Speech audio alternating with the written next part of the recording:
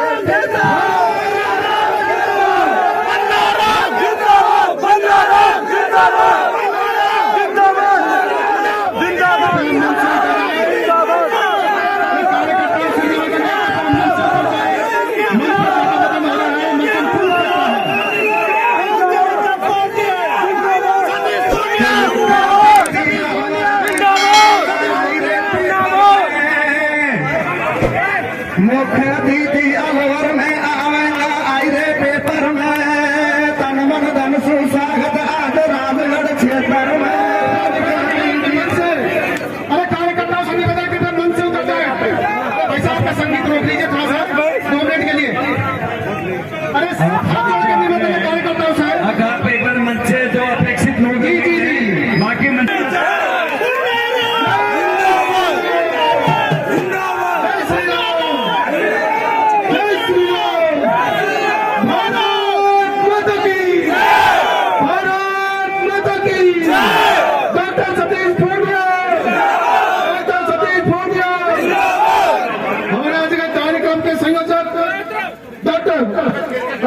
बनाराम जी मीरा ने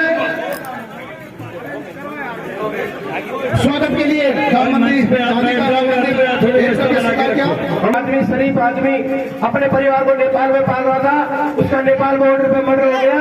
श्रीमान जी ने काफी प्रयास किया, हमारा सहयोग किया, दूतावास में संपर्क कराया, उनका पता तो लगवा दिया, लेकिन दुख की बात यह है कि वो मरे हुए मिले। मैं आपसे आग्रह करूंगा कि आप प्रदेश सरकार से उनकी सुरक्षा की, उनके व्यवसाय की गारंटी देंगे, कोशिश करेंगे आप उनको दिलाएंगे और उनके जो परिवार है उसको न्याय दिलाएंगे। आज तक उनका हत्यारों का ना गिरफ्तार किया गया, ना मर्डर नहीं पकड़ा गया। श्रीमान जी आप बता रहे, आपका अभिनंदन है, वंदन है, आप सबको बहुत बहुत शुभकामनाएं। इतनी बड़ी संख्या में आप बता रहे, आपने आशीर्वाद दिया, दर्शन दिया, आपसे पूरे पूरे बहुत बहुत शुभकामनाएं। श्रीमान जी पुण्य साहब को भी के लिए आप 5 घंटे से यहाँ पर बैठे हैं। मैं ऐसे हमारे यशस्वी प्रदेश अध्यक्ष आदरणीय सतीश जी पूनिया से आग्रह करूंगा कि आप आए और इस जनता को संबोधित करें। इस कांग्रेस राज को उखाड़ फेंकने में ये जनता आपके साथ साथ तैयार खड़ी है। सतीश जी बैठे, आप लोग थोड़ा मंच पे जगह दे दो, वरना आपकी घरवाली आपको उखाड़ फेंकेगी।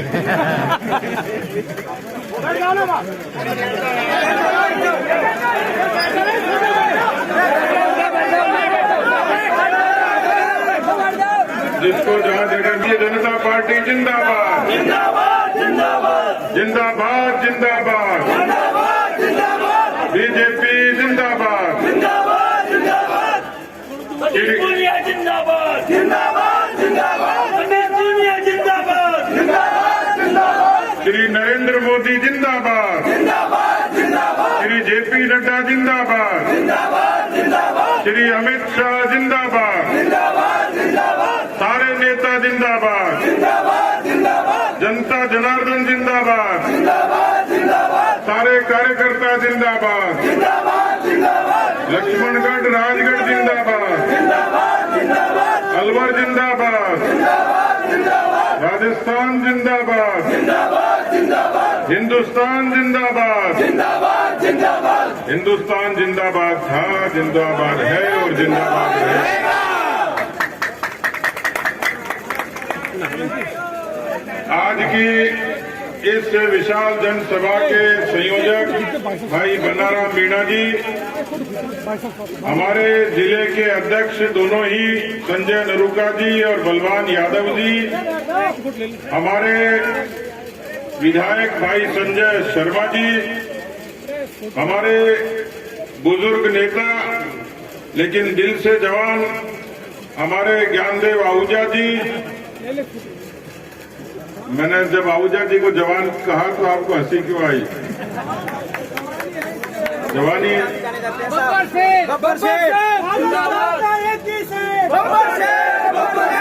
अब इनको कोई लंकेश मत बोल देना, मुझे देख के लंकेश मत बोल देना। ऐसे हमारे जो वरिष्ठ नेता हेम सिंह बढ़ाना जी, रामहेत यादव जी, हमारे जवाहर बेगम जी, पार्टी के बहुत ही वरिष्ठ मेरे चारों तरफ खड़े हमारे शिवलाल जी और योगी जी और हमारे सभी मोर्चों के अध्यक्षगण, महिला मोर्चा, युवा मोर्चा, एससी मोर्चा, एसटी मोर्चा, ओबीसी मोर्चा, किसान मोर्चा, अल्पसंख्यक मोर्चा, सारे मोर्चों के और मंडल से लेके बूथ से लेके जिले से लेके हमारे सारे पदाधिकारीगण। तो सबसे पहले तो मैं आपके चरणों में प्रणाम इसलिए करता हूं कि आज आपको घर पे घरवाली की डांट खाने को मिलेगी। वो पूछेगी कहां डोल के आए हो, और आप 5 घंटे तक जोखिम लिए मेरे लिए तो मैं आपके प्रति सहानुभूति भी व्यक्त करता हूं। लेकिन खुशी इस बात की है कि घर पे जाके जब ये बताओगे तो घरवाली आपको चूरमा घालेगी कि मैं बीजेपी ज्वाइन करके आया हूं, तो घरवाली आपको स्वागत करेगी, ये पक्का कह सकता हूं। इसलिए करेगी कि 70 साल की राजनीति में 50 वर्षों तक कांग्रेस पार्टी को राज करने का अवसर मिला। कांग्रेस पार्टी के लोग परेशान हैं कि हमारी ऐसी हालत क्यों हुई। ऐसी हालत हो गई जैसे वो सर्फ का विज्ञापन आता है ना, ढूंढते रह जाओगे। और मैंने तो अभी एक कार्टून देखा राहुल गांधी जी का, उसमें उनकी फोटो लगी हुई है और उसमें लिखा हुआ है कि हमारे पास में केवल एक प्रदेश बचा, राजस्थान, वो भी चला जाए तो अपन फ्री हो जाए, फिर कोई जरूरत ही नहीं पड़ेगी ज्यादा मगजमारी करने की। लेकिन वो नाराज क्यों होते हैं मैं बताऊंगा जब लगाना भी नारे। वो नाराज क्यों होते हैं? क्योंकि उनकी नाराजगी का कारण वो खुद ही है। 50 साल में सिर्फ वोट बैंक की राजनीति करी, हिंदू मुस्लिम को लड़ाया, भाई भाई को लड़ाया, जातियों में लड़ाया, वोट बैंक में बांट दिया। किसी को पूछ लो कि ये तो हमारे वोट बैंक है, इनका काम करो या नहीं करो, कोई फर्क नहीं पड़ता। इस देश में विकास की, सुशासन की राजनीति और आम जनता के हित की राजनीति किसी ने शुरू करी थी, उस माई के लाल का नाम था अटल बिहारी वाजपेयी। इस देश में परमाणु का परीक्षण किया, देश को परमाणु शक्ति संपन्न बनाया, प्रधानमंत्री ग्राम सड़क योजना बनाई, फसल बीमा योजना लागू की, किसान क्रेडिट कार्ड दिया। पहली बार लोगों को लगा कोई सरकार बनी और बदली है। उसके बाद फिर सरकार आई, लेकिन इस देश ने बदलाव 2014 में देखा। 2014 से लेकर आज तक लगभग 7.5 वर्षों में, इससे पहले भी लोग रहते थे लेकिन उनके बैंक के खाते नहीं होते थे, महिलाएं शौचालय को तरसती थी, लोग अपने इलाज के बीमा को तरसते थे, फसलों की बीमा को तरसते थे, और तो और किसानों के खाते में सीधे पैसे जमा कराने वाली कोई एक सरकार है जिसने 11 करोड़ किसानों के खातों में 1,60,000 करोड़ रुपया सीधा उनके खातों में जमा कराया। ये काम करने का काम नरेंद्र मोदी जी ने किया। जिंदाबाद। कश्मीर की समस्या का समाधान किया और बिना किसी झगड़े के सारी कौम राजी है। कितने वर्षों का झगड़ा सलट गया और भगवान राम के भव्य मंदिर का भी निर्माण शुरू हो गया। नहीं तो कांग्रेस ने तो इसको हथियार बना रखा था। देश में आशंका होती थी, लेकिन इस देश को शांति के रास्ते पर, विकास के रास्ते पर ले जाने का काम नरेंद्र मोदी जी ने किया।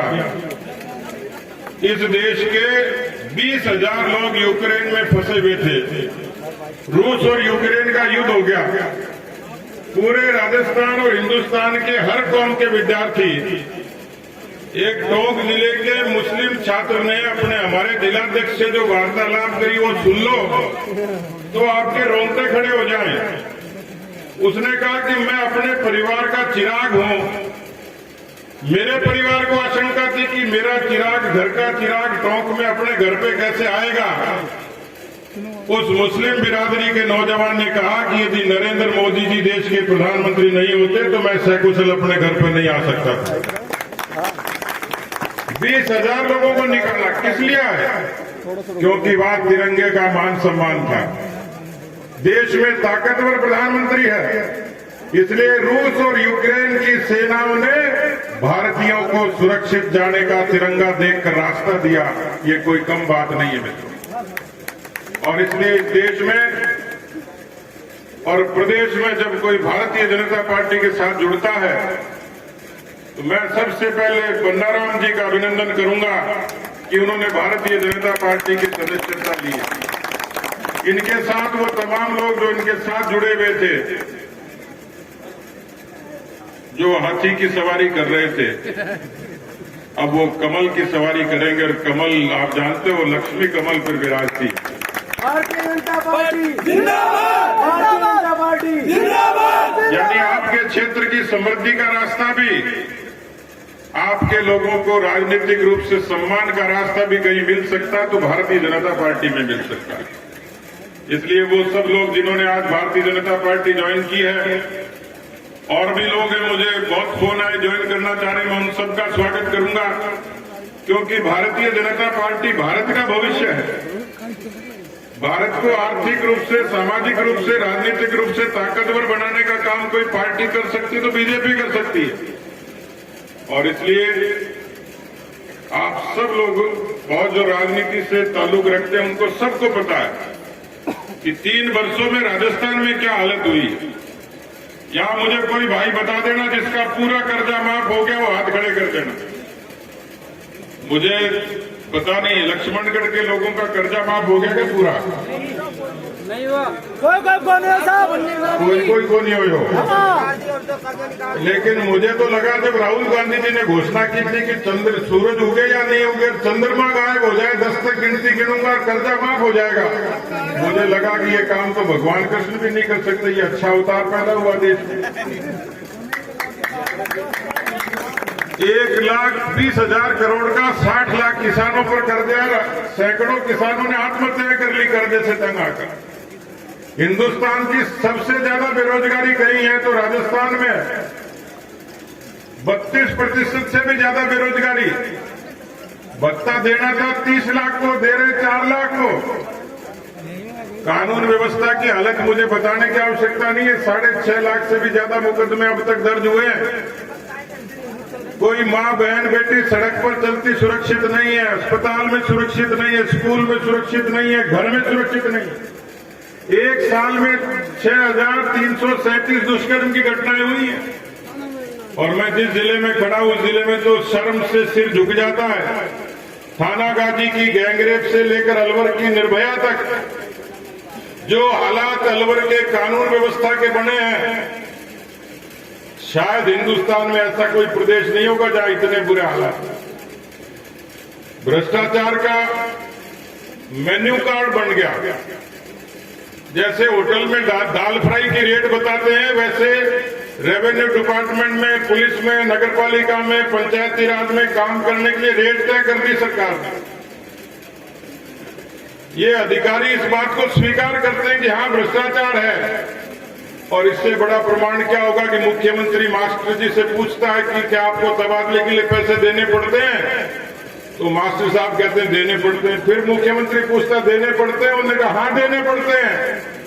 यानी जनता की अदालत में भी इस बात को स्वीकार किया जाता है। मुख्यमंत्री कहता है कि मेरे डिपार्टमेंट में भ्रष्टाचार है तो मैं क्या करूं। ये राजस्थान में 3 साल में जो अराजकता है, अब उसको उखाड़ फेंकने का समय आ गया है। और मैं इसलिए आप लोगों के बीच में आया हूं कि देश में तो बदलाव हो गया, लेकिन राजस्थान में एक परिपाटी चलती रही है, उस परिपाटी का लाभ कांग्रेस पार्टी को मिल गया। लेकिन जिस मैं मिशन में, जिस मुहिम में हूं, और मुझे इस बात की खुशी है कि मैं तो चूरू जिले के एक साधारण किसान के घर में पैदा हुआ, एक कार्यकर्ता की तरह अपना जीवन शुरू किया, और मुझे आज लक्ष्मणगढ़ की जनता ने हौसला दिया है कि इस तरीके की अराजक सरकार को 2023 में उखाड़ देंगे। और 2023 में बीजेपी आए मजबूती के साथ, और उसके बाद अनंत काल तक भारतीय जनता पार्टी और उसके कार्यकर्ता राजस्थान की जनता की बिना किसी भेदभाव के 36 कौम की सेवा करें। ये निवेदन लेकर आप लोगों के बीच में आया हूं। मुझे ताज्जुब है, 5 घंटे, अभी तो चुनाव भी बहुत दूर है और आपको कोई लोभ लालच भी नहीं है, लेकिन आपके मजबूत इरादे इस बात का संकेत करते हैं कि हम अलवर जिले की भी सारी की सारी विधानसभा सीटें जीतेंगे, राजस्थान में प्रचंड बहुमत से 2023 की सरकार बनाएंगे। सतीश पूनिया संघर्ष करो, हम तुम्हारे साथ हैं। सतीश पूनिया संघर्ष करो, हम तुम्हारे साथ हैं। वो तो शादीशुदा आदमियों को करना ही पड़ता है। तो मैं आप सब लोगों को ये निवेदन करने आया हूं, बहुत आपने मुझे आदर दिया, सम्मान दिया। मेरी वाणी और कलम चलेगी तो 36 कौम के ईमान के लिए, हक के लिए चलेगी। ये भरोसा और विश्वास मैं आपको दे सकता हूं। बहुत बहुत धन्यवाद।